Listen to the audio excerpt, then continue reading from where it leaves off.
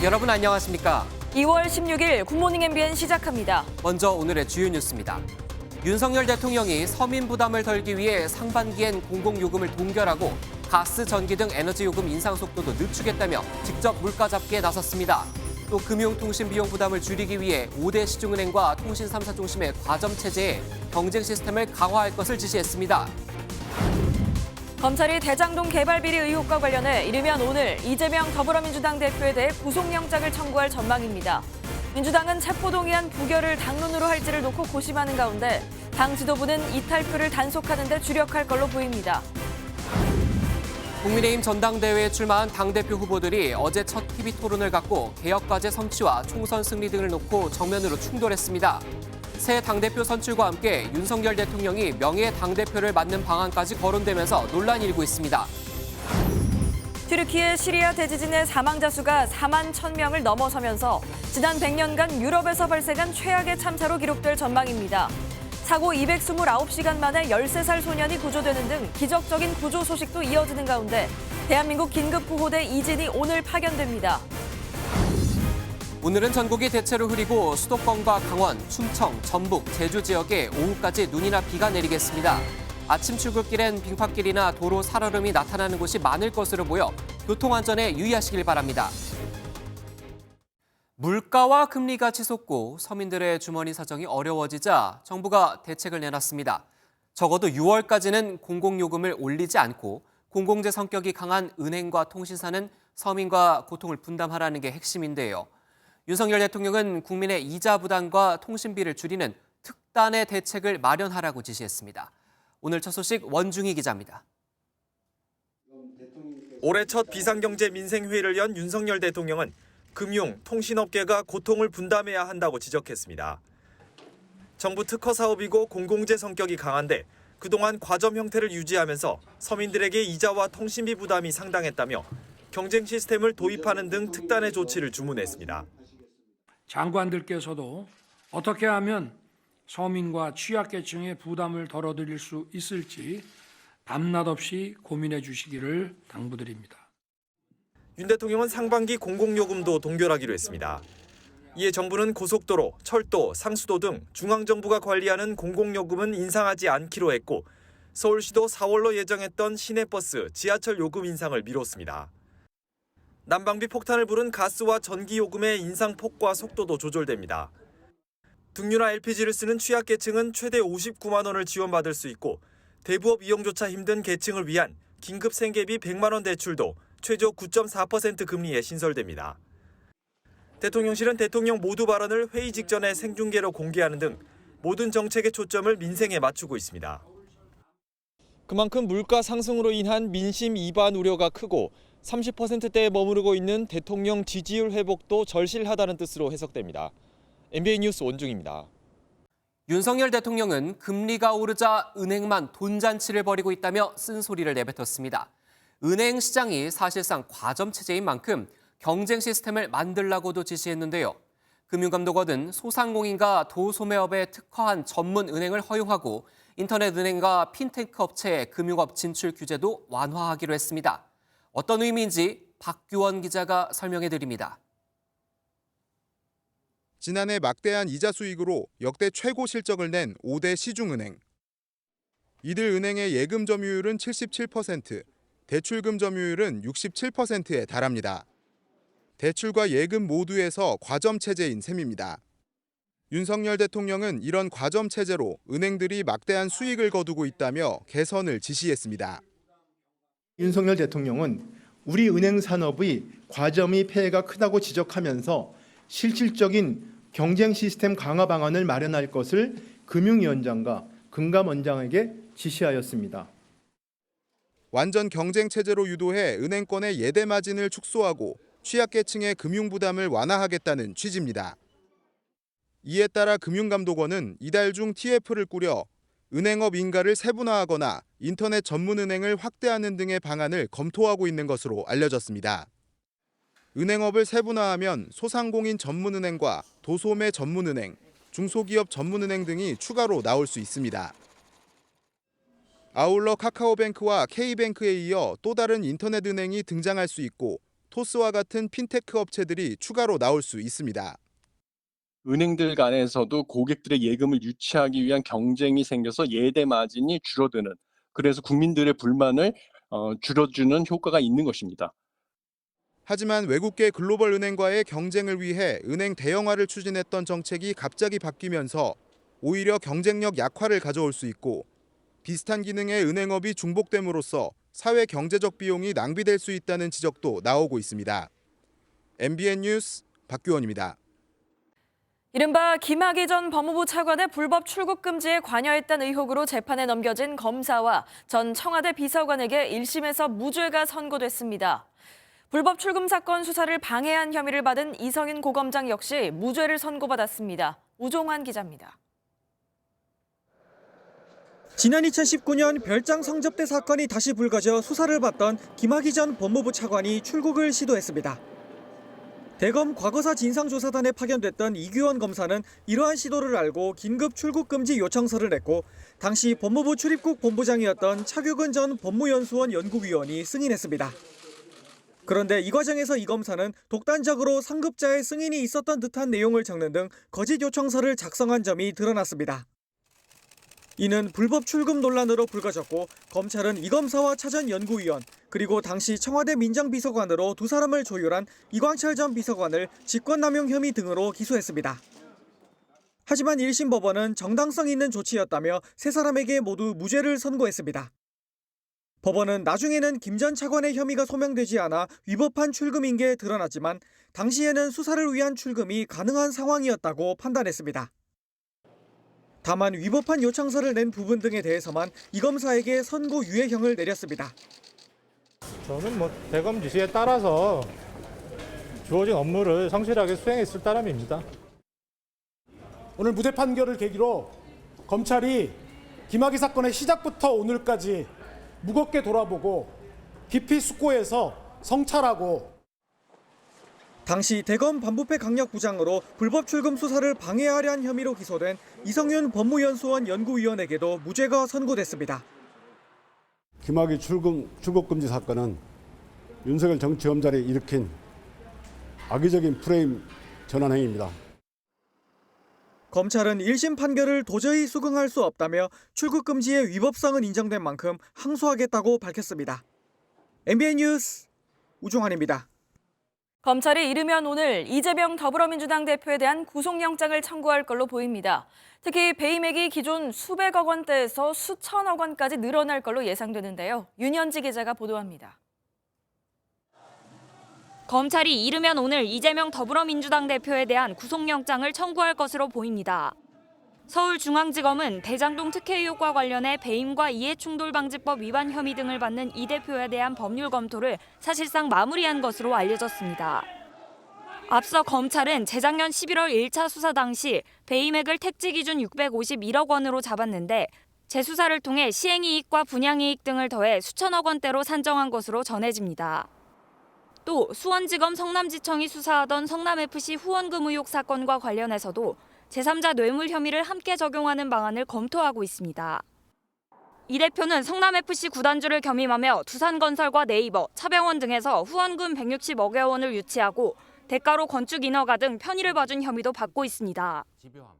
이 대표는 지난달 10일 수원지검 성남지청에 출석해 후원금 의혹 조사를 받았고 지난달 28일과 지난 10일에는 서울중앙지검에서 대장동 개발 비리 관련 조사를 받았습니다. 새로이 제시되는 증거도 없고 검찰에 포획된 대장동 관련자들의 번복된 진술 말고는 아무런 근거를 찾을 수가 없었습니다. 매우 부당한 처사다. 이원석 검찰총장은 야당 총수의 신병 문제인 만큼 자신이 직접 보고를 받고 영장 청구를 최종 결정할 것으로 알려졌습니다. MBN 뉴스 윤현지입니다. 친이재명계 저장 정성호 의원이 이재명 더불어민주당 대표 수사와 관련된 사건으로 구속된 인물들을 면회하면서 회유가 아니냐는 논란이 이어지고 있죠. 국회 법제사법위원회에서는 검찰이 면회 사실을 유출해 언론 플레이를 하고 있다는 민주당과 부적절한 면회였다는 국민의힘이 격돌했습니다. 민주당은 접견 내용을 유출한 사람을 공무상 비밀 누설 혐의로 처벌해달라며 공수처에 고발했습니다. 이병주 기자입니다. 더불어민주당 정성호 의원이 대장동 사건 관련으로 구속 수감된 이재명 대표의 측근들 뿐 아니라 쌍방울 불법 대북 송금 의혹으로 구속된 이화영 전 경기도 평화부지사도 접견한 것으로 알려졌습니다. 정 의원은 앞서 알려진 면회와 달리 변호인 문제로 어려움을 겪던 이 전 부지사 측의 부탁으로 만나 관련 조언만 했다고 해명했습니다. 정 의원의 연이은 접견 사실은 국회 법사위에서 화두가 됐습니다. 민주당은 한동훈 법무부 장관을 상대로 공무상 비밀이라고 할 수 있는 내용들이 유출되는 게 문제 아니냐며 따져 물었습니다. 개인정보보호법 위반이라든가 등등 여러 가지 법적인 문제가 될 수 있을 것 같습니다. 법무부 장관으로서 수사팀이라든가 그런 데다가 좀 강력하게 주의를 줄 수 없습니까? 국민의힘은 수사를 받는 공범을 찾아가 알리바이를 만들라는 등의 말을 한 게 문제라고 지적했습니다. 다음에는 대통령 이재명 대표가 될 것이다. 알리바이를 잘 만들어라. 이런 얘기를 했어요. 정진상과 지금 김용에게 그 메시지를 주고 있는 것입니다. 수사받고 있는 공범에 대해서 알리바이를 만들어라 이런 말은 누구도 하면 안 되는 것이고 대단히 부적절한 것입니다. 민주당은 정성호 의원의 접견 내용이 유출된 건 이재명 대표 구속영장 청구를 위한 명분 쌓기로 조직적 범죄라며 서울중앙지검 수사검사 등을 공수처에 고발했습니다. MBN 뉴스 이병주입니다. 검찰이 어제 쌍방울 그룹의 대북 송금 의혹과 관련해 이화영 전 경기도 평화부지사를 피의자 신분으로 전환해 김성태 전 쌍방울 회장 등 4명에 대한 대질 신문을 진행했습니다. 김 전 회장은 지난 2019년 북한에 송금한 800만 달러 중 북한 스마트팜 사업 지원비 명목의 500만 달러를 이 전 부지사의 요구로 송금했다는 입장을 이어갔고 이 전 부지사는 김 전 회장의 북한 송금에 관여한 바가 없다며 부인한 걸로 알려졌습니다. 검찰은 이 전 부지사를 몇 차례 더 소환해 대질 신문을 이어갈 방침입니다. 국민의힘 전당대회 당권 주자들이 어제 첫 생방송 TV 토론에서 맞붙었습니다. 양강 구도를 형성한 김기현 후보와 안철수 후보는 서로를 향해 리더십이 없다, 총선에서 수도권 험지에 출마해야 하지 않느냐며 난타전을 벌였습니다. 다음 TV 토론은 다음 주 월요일 MBN에서 열립니다. 노태현 기자입니다. 김기현 후보는 토론 시작과 동시에 안철수 후보가 그간 당을 이끌 리더십을 보여주지 못했다고 포문을 열었습니다. 이런 분들이 많이 떠났던 것을 보면서 좀 더 리더십을 이렇게 포용하는 모습으로 갔습니다. 오히려 제가 좀 더 좋은 그런 환경을, 여건을 만들었으면 이분들이 안 떠날 수도 있었지 않았는가 하는 미안한 마음을 그렇게 가지고 있다. 이에 맞서 안 후보는 김 후보가 내년 총선에서 수도권 승리를 위해 험지 출마가 필요한 것 아니냐고 반격에 나섰습니다. 지금도 수도권 출마 요구가 한가한 소리라는 그런 입장에는 변함이 없으신지. 이 대표가 수도권 출신인지 아닌지에 따라서 국민들이 지지해준다, 지지해주지 않는다. 그거는 정말 넌센스다. 천하람 후보는 이른바 윤핵관 세력들의 내년 총선 공천 개입 우려를 제기했습니다. 윤핵관표 공천이라는 딱지가 붙을 것 같은데요. 윤핵관의 영향력을 공천에서 어떻게 배제하실 생각이십니까?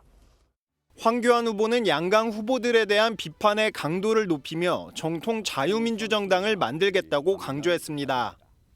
KTX 울산 역세권 연결도로 관련 의혹 반드시 해명해야 됩니다. 여러 당을 만드는 당마다 다 망가뜨리고. 다음 TV 토론은 오는 20일 MBN에서 5시 25분부터 열립니다. MBN 뉴스 노태현입니다.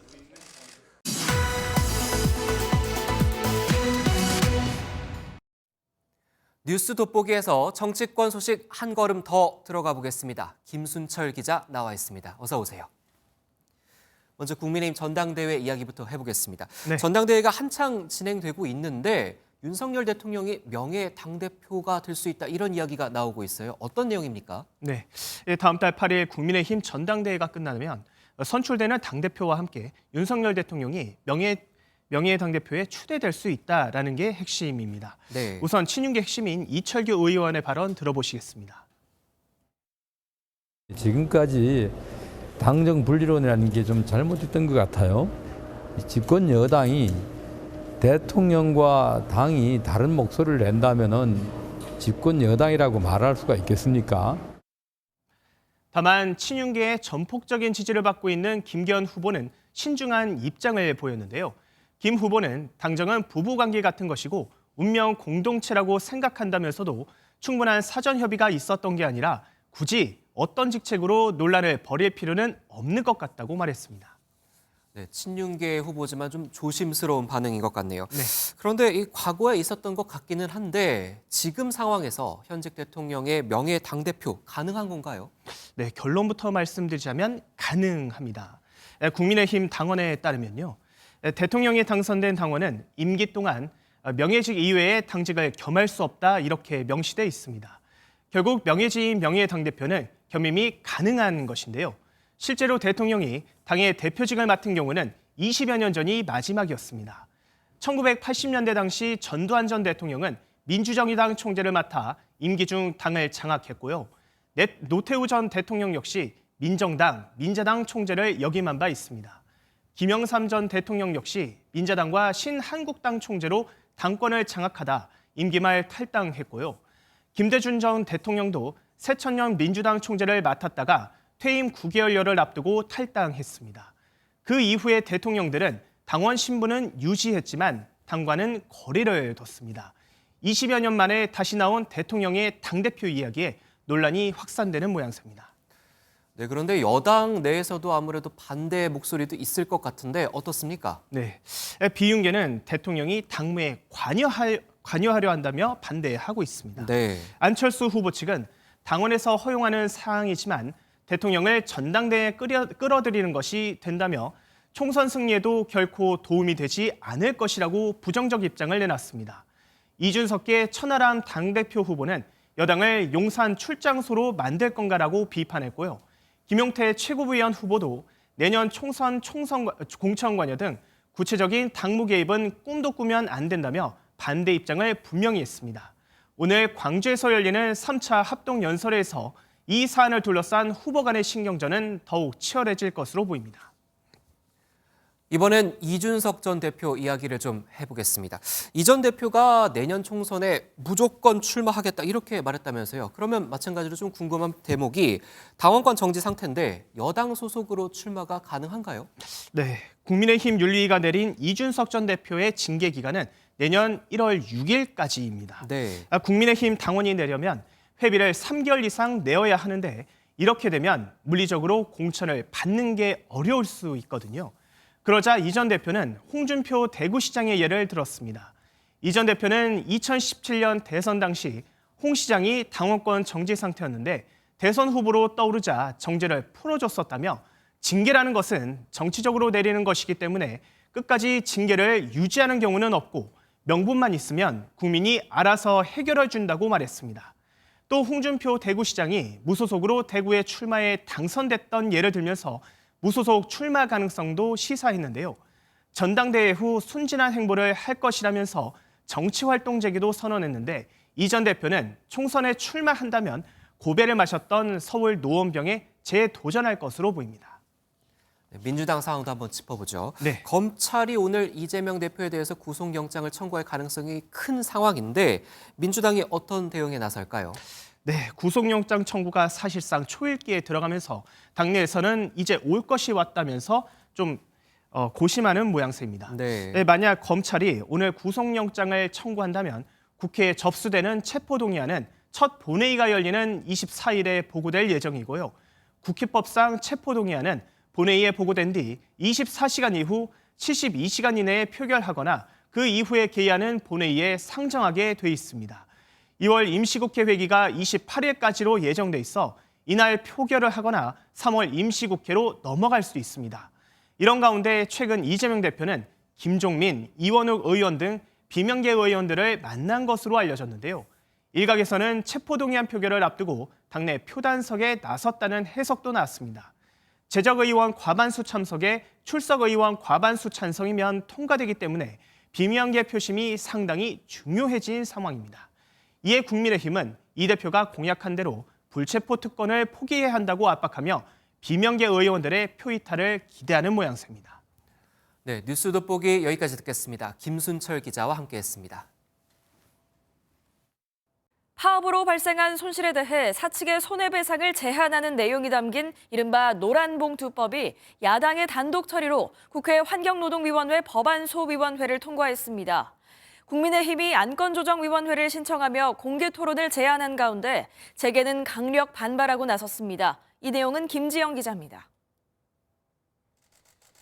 지난 2014년 노조가 쌍용차 정리해고와 관련해 사측에 배상해야 할 47억 원을 한 시민단체가 성금을 모아준 것에서 유래된 노란봉투법.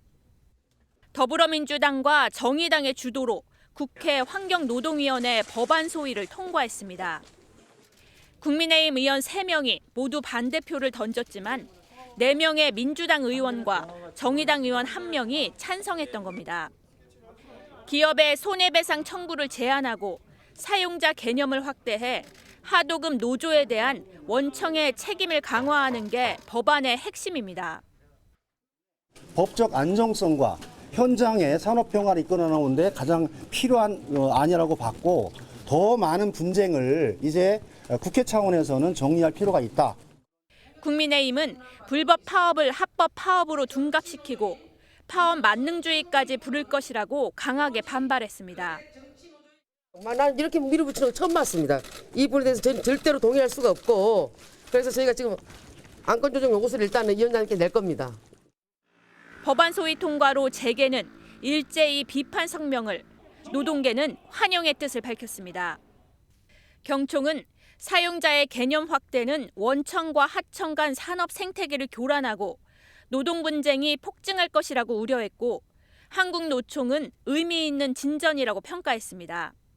민주당은 오는 21일 국회 환노위 전체 회의를 열고 법안을 통과시켜 법사위원회에 넘길 방침입니다.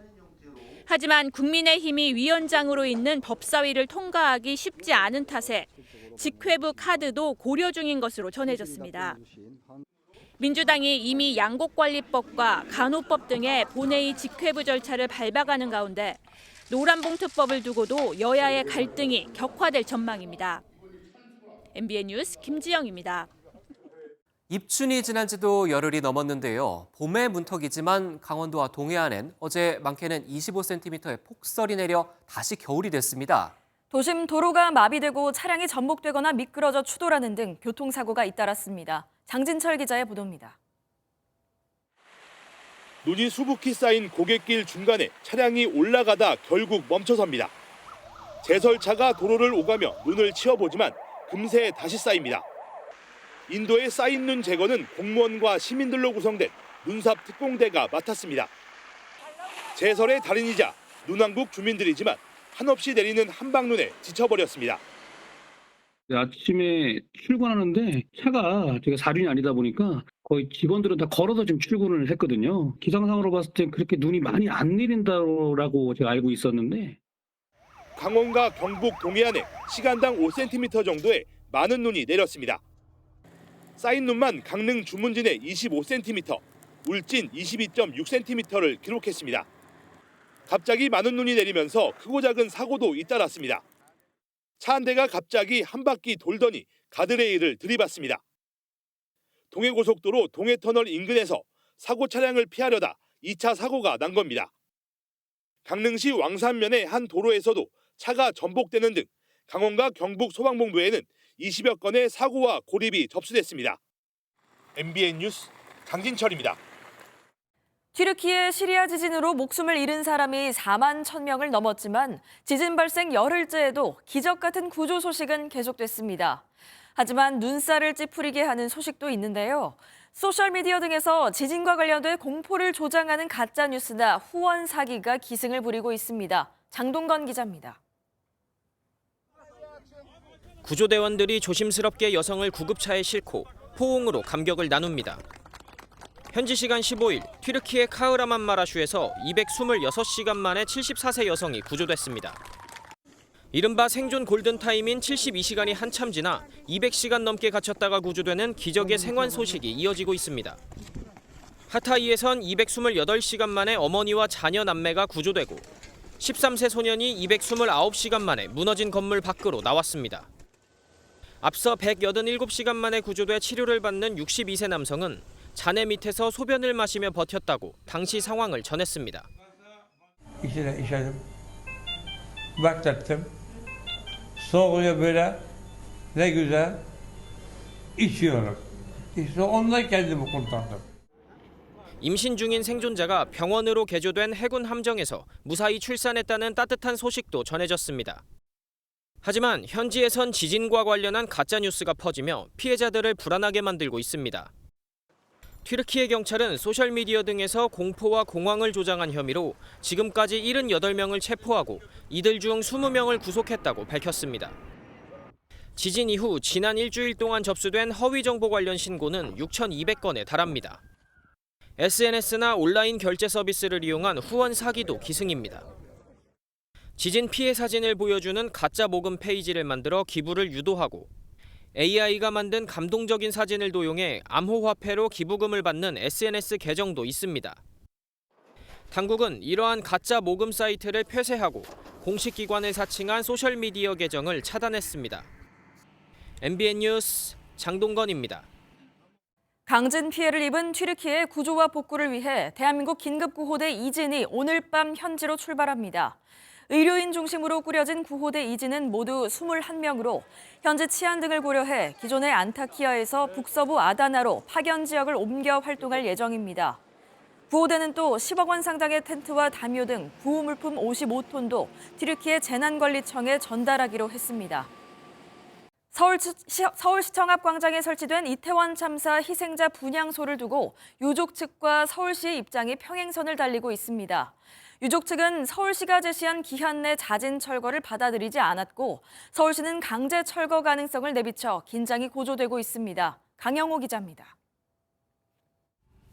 이태원 참사 유가족들이 159명의 희생자들을 기리기 위한 159배를 올립니다. 이어 진행한 기자회견에서 유족 측은 서울시의 분향소 이전 방침을 규탄했습니다.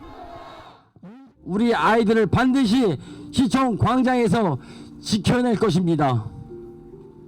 시민 여러분, 159명의 희생자들을 함께 지켜주시기 부탁드립니다. 서울시는 지난 4일과 6일 자진 철거를 요청하는 계고장을 보냈지만 유족 측은 이를 수령하지 않았고 어제 오후 1시를 철거 시한으로 못 박은 상태였습니다. 기자회견 이후 경찰 측이 백기환 선생 2주기 추모제를 이유로 분향소 주변에 펜스를 설치하려 하자 유족과 경찰 간 충돌이 벌어지기도 했습니다. 추모제에선 이태원 참사 진상규명 촉구와 함께 분향소 이전을 비판하는 목소리가 나왔습니다. 서울시는 유가족 측과 대화를 이어간다는 방침이지만 분향소 철거 역시 불가피하다는 입장이어서 양측 간 물리적 충돌 가능성을 배제할 수 없습니다. 앞서 서울시는 대체 장소로 녹사평역 지하 4층을 제시했지만 유족 측은 추모 공간으로 적합하지 않다며 받아들일 수 없다는 입장입니다. MBN 뉴스 강영호입니다. 온몸에 멍이 든 채 숨진 12살 인천 초등학생의 아버지가 구속 나흘 만에 아들을 폭행한 사실을 시인했습니다. 경찰은 아버지에게 상습 아동학대 혐의를, 의붓 어머니에겐 아동학대 치사 혐의 대신 살해 혐의를 적용했습니다. 신혜진 기자입니다. 온몸에 멍이 든 채 숨진 12살 아들의 아버지는 처음엔 아이를 때리지 않았다고 주장했습니다. 지난 10일 영장 실질심사 당시만 해도 재혼한 아내가 아이를 때렸다고 말했습니다. 아이를 때렸습니까? 전 안 때렸어요. 아이를 무엇으로 때린 거나 뭐 이런 거 보신 적은 없으세요? 그거 있습니다. 하지만 경찰은 부부의 휴대전화 포렌식 분석에서 이들이 나눈 대화를 토대로 학대 정황을 포착했습니다. 구속 나흘 만에 아버지는 아들을 상습적으로 학대한 사실을 시인했습니다. 아버지와 의붓 어머니는 조사에서 아들이 말을 듣지 않아 때리기 시작했다고 말한 것으로 전해졌습니다.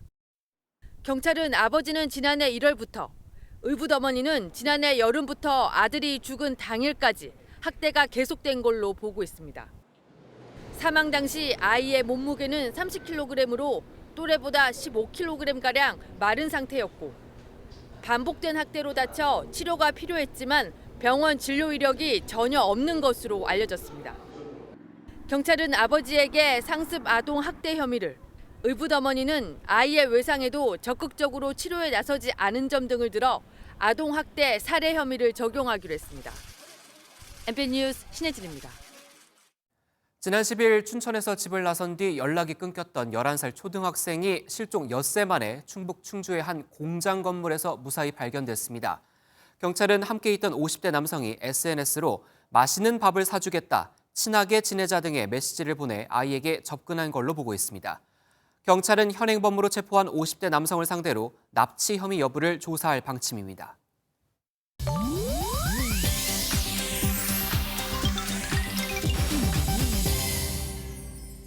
인터넷에서 화제가 되는 소식들을 모아 전해드리는 인터넷 와글와글입니다. 배구 여제 김연경 선수가 현역 은퇴를 고민 중이라고 밝혔습니다. 김연경 선수는 어제 경기 후 취재진과의 인터뷰에서 은퇴에 대한 고민이 있는 건 맞다며 구단과 잘 조율해서 말씀드리겠다고 말했는데요. 최근 김연경 선수의 은퇴에 관해 뜬 소문이 나왔었죠. 올 시즌을 마친 뒤 은퇴를 고려하고 있고 은퇴 후 국가대표팀 코치를 맡을 가능성이 있다는 건데 이에 대한 언급이란 점에서 이목이 집중됐습니다.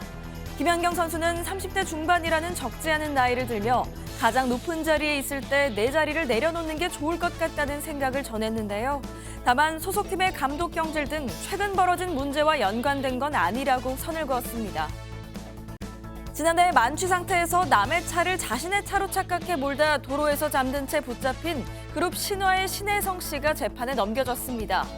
경찰은 신 씨에 대해 도로교통법상 음주 측정 거부 및 자동차 불법 사용 혐의를 적용해 지난 14일 불구속 기소했다고 밝혔는데요. 신 씨의 법률 대리인 측은 신 씨가 깊이 반성하고 있다며 관련 절차에 성실하게 임하겠다는 입장을 전한 걸로 알려졌습니다. 신혜성 씨의 음주운전 전력은 이번이 처음은 아닌데요. 앞서 2007년 4월에도 면허정지 기준에 달하는 상태로 술을 마시고 운전하다 적발되기도 했습니다. 또 비슷한 시기에 5차례에 걸쳐 불법 원정 도박을 한 사실까지 알려지며 많은 팬들에게 실망을 안기기도 했습니다. 테슬라 CEO이자 트위터 CEO이기도 한 일론 머스크가 자신이 쓴 게시물의 조회수를 높이려고 직원들을 동원해 알고리즘을 바꾼 사실이 드러났습니다. 트위터 직원들이 갑작스러운 사내 메시지를 받은 건 모두가 곤히 잠든 지난 월요일 새벽 2시가 넘은 시각. 한 임원이 당장 오류를 수정해야 한다며 메시지를 보냈다는데요. 알고 보니 미식축구 슈퍼볼 경기를 앞두고 올린 일론 머스크의 응원글이 같은 내용인 바이든 대통령의 글보다 조회수가 저조하자 머스크가 분통을 터뜨렸다는 겁니다. 머스크는 앞서 자신의 심기를 거스르는 직원을 해고한 바 있는 만큼 직원들은 얼른 사태를 수습하러 나설 수밖에 없었고 머스크의 글이 우선 노출되도록 알고리즘이 수정됐다죠. 하지만 조회수가 저조한 진짜 원인은 그동안 머스크가 보여준 아나무인식 언행으로 누리꾼들이 그를 차단했기 때문이라는 지적이 나왔다네요. 인터넷 와글와글이었습니다. 미국이 북한을 거론하며 러시아를 지원하는 국가들은 큰 부담을 지게 될 것이라고 강조했습니다. 러시아는 결국 우크라이나에서 패배할 것이라며 경고장을 날린 겁니다. 워싱턴에서 최중락 특파원입니다. 웬디 셔먼 미 국무부 부장관은 한 싱크탱크 연구소 대담에서 북한과 러시아의 관계에 대해서 우려하고 있다고 밝혔습니다. 북한이 러시아의 용병 집단 와그너 그룹에 탄약을 제공한 것을 거론하며 이같이 말했습니다. 셔먼 부장관은 러시아의 우크라이나 침공을 지원하는 국가로 중국과 이란, 북한 등을 거론했습니다. 특히 러시아가 우크라이나에서 패배할 것이라며 이들 국가는 결국 큰 부담을 지게 될 것이라고 경고했습니다. 정찰 풍선 문제를 둘러싼 중국과의 긴장 관계에 대해서는 블링컨 국무장관이 여건이 적절하다고 판단될 때 중국 방문을 다시 추진할 것이라고 설명했습니다. 중국과의 극단적 충돌보다는 상황 관리 모색에도 나선 것으로 풀이됩니다. 이런 가운데 북대서양 조약기구 회의에 참석한 오스틴 국방장관은 더는 미국 영공에서 비행 물체에 대한 보고는 없다며 잔해 회수에 총력을 기울이겠다고 강조했습니다. I'm not aware of any additional objects that have been reported operating in the space in the last 48 hours. So we're also working with other agencies, NASA, FAA, FBI, and everybody in the community. 백악관은 첫 번째 풍선과 달리 나머지 비행 물체는 상업 또는 연구용 풍선일 가능성이 있다고 파악했습니다. 풍선과 관련해 인터넷에서 음모론이 계속되자 바이든 대통령은 중국 정찰 풍선과 관련해 대국민 연설을 통해 직접 설명하는 방안을 검토 중인 것으로 알려졌습니다. 워싱턴에서 MBN 뉴스 최중락입니다.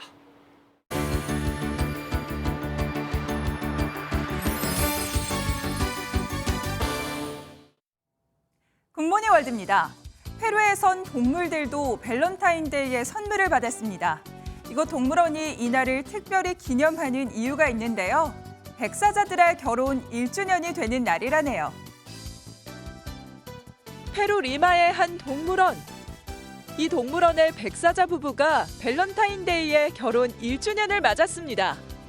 아기자기한 꽃장식과 하트 모양의 간식이 보이는데요. 모두 이 두 마리의 백사자를 축하하기 위해서입니다. 무리지어 사는 사자가 가족을 이룰 수 있도록 동물원에선 지난해 이 사자들을 짝으로 맺어줬는데요. 올해 밸런타인데이를 결혼 1주년으로 기념해 이런 행사를 마련한 겁니다. 기린과 블랙 제규어, 그리고 곰들도 선물을 받았는데요. 이런 선물은 동물들의 행동 풍부화에도 큰 도움을 준다네요. 지진 피해를 입은 튀르키예 오스마니에선 열차가 선로에 멈춰섰습니다.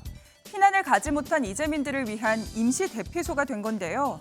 700명이나 되는 사람들이 이곳에서 생활하고 있습니다. 튀르키예 동남부 오스마니에. 진앙지인 가지안테프에서 약 100km 떨어진 장소인데요. 지진 피해가 상당한 이곳에 열차가 떠나지 않고 자리를 지키고 있습니다. 열차의 객차는 모두 13칸. 모두 700명의 사람이 이곳에서 지내고 있습니다. 내부 좌석과 수화물 선반은 이재민을 위한 쉼터로 변했는데요. 이재민들은 지붕 없는 곳에 있는 사람들보다 운이 좋은 편이라고 서로 위로합니다. 현지 당국은 최소 10,000채 이상의 주택을 건설해야 하는 상황이라네요. 리투아니아에선 차디찬 얼음물 속에 사람이 빠졌습니다. 경찰들이 필사적으로 구조하는 모습이 영상에 담겼는데요. 자칫 경찰이 밟은 얼음도 깨질 수 있었던 아찔한 상황 함께 보시죠. 리투아니아의 한 호숫가. 경찰이 허겁지겁 달려가 아주 조심스럽게 얼어붙은 호수 위로 접근하는데요. 저 멀리 호수 한가운데 빠져있는 사람의 모습이 보입니다. 호숫가로부터 100m 정도 떨어진 곳에서 낚시를 준비하던 50대 남성이 갈라진 얼음 틈으로 빠진 겁니다. 경찰들은 긴 밧줄을 준비해 얼음 위를 기어가 남성에게 주고는 힘을 모아 남성을 끌어당겼는데요. 줄의 끝엔 응급조치를 위한 구급차가 대기 중이었습니다. 남성은 병원으로 이송돼 무사히 집으로 돌아갔다네요. 굿모닝 월드였습니다.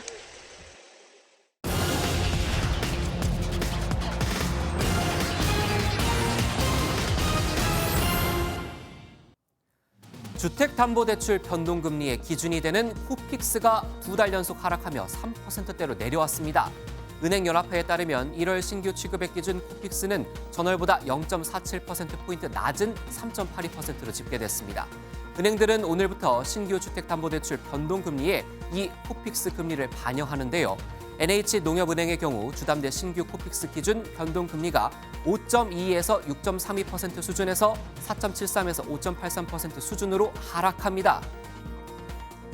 서울 아파트 3.3제곱미터당 분양가가 8개월 만에 다시 3천만 원대로 상승했습니다. 주택도시보증공사에 따르면 지난달 말 기준 서울 민간 아파트 평균 분양가는 전월 대비 2.86% 올라 3.3제곱미터당 3,063만 원으로 파악됐습니다.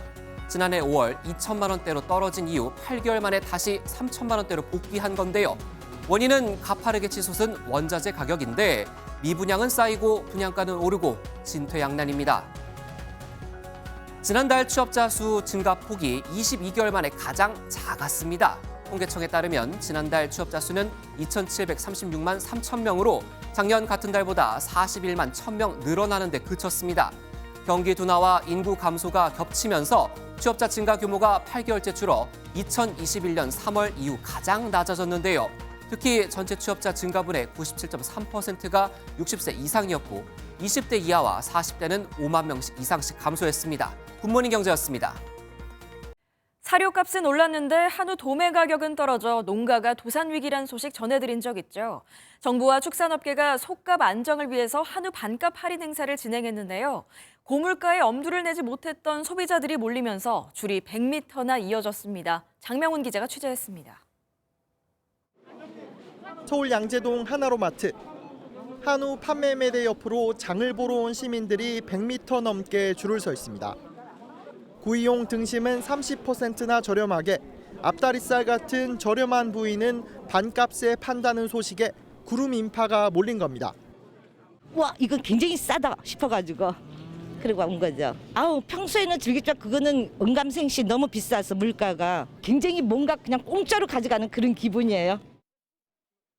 한우 반값 할인 행사가 시작된 지 약 30분 만에 행사 매대는 이렇게 텅텅 비었습니다.